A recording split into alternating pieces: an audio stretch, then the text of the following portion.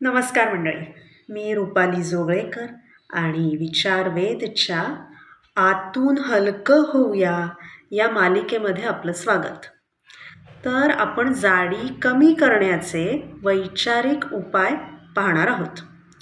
The secret या पुस्तकात एक छान व्रत सांगितलेलं आहे वजन कमी करण्यासाठी. मी मुद्दामच व्रत हा शब्द इथे वापरते. भारतीय संस्कृतीत व्रताला खूप महत्त्व आहे. व्रत म्हणजे शुद्धी, शिस्त, श्रद्धा आणि विश्वास, हो ना? आता हेच सगळं आपण वजन कमी करण्याच्या प्रक्रियेमध्ये आणायचं आहे. वजन कमी करणं हे कटकट आवडीचं खाणं खाता न येणं, थकवणारा व्यायाम असं न पाहता व्रतासारखं पहा आणि त्यामुळे वजन कमी करण्याचं व्रत कसं करायचं याची क्रिएटिव्ह प्रोसेस आपण पाहूया.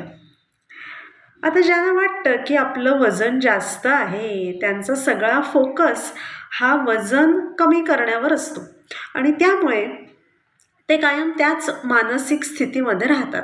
वजन कमी केलं पाहिजे, वजन कमी केलं पाहिजे, अजून वाढायला नको, अजून वाढायला नको, हे सतत त्यांच्या डोक्यात वाजत राहतं. आधी यापासून स्वतःची सुटका करून घ्या. तुमच्या शरीराची जाडी ही तुमच्या मनातील जाडजूड विचारांचं मूर्त स्वरूप आहे आणि त्यामुळे सर्वात पहिलं हे जाडजूड विचार करणं बंद करा. फिट विचार करणं सुरू करा. फिट विचार म्हणजेच पॉझिटिव्ह ॲफर्मेशन्स. आधी आता हे जाडजूड विचार कोणते ते बघूया.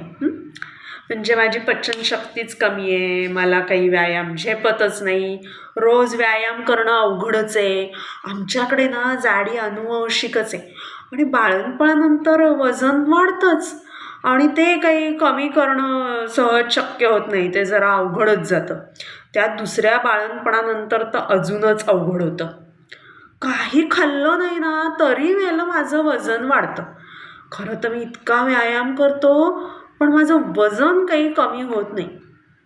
डाएट आणि व्यायाम यासाठी खूप निग्रह असला पाहिजे बाबा आणि माझ्याकडे मुळी तोच नाही आहे. यातल्या कुठल्याही विचारावर तुमचा जर गाढा विश्वास असेल तर तुम्ही कितीही व्यायाम करा, डाएट करा, तुम्हाला समाधानकारक रिझल्ट्स मिळणार नाहीत आणि जरी ते मिळाले तरी तो परिणाम जो आहे तो फार काळ टिकणार नाही. आता या सगळ्या जाडजूड विचारांचे अँटीडोट विचार, फिट विचार तुम्हाला येतील का लिहिता? बघा बरं, आज प्रयत्न करून बघा. आपण ह्यावर बोलूच पण उद्या. तुम्हाला खूप खूप शुभेच्छा आतून हलकं होण्यासाठी. धन्यवाद.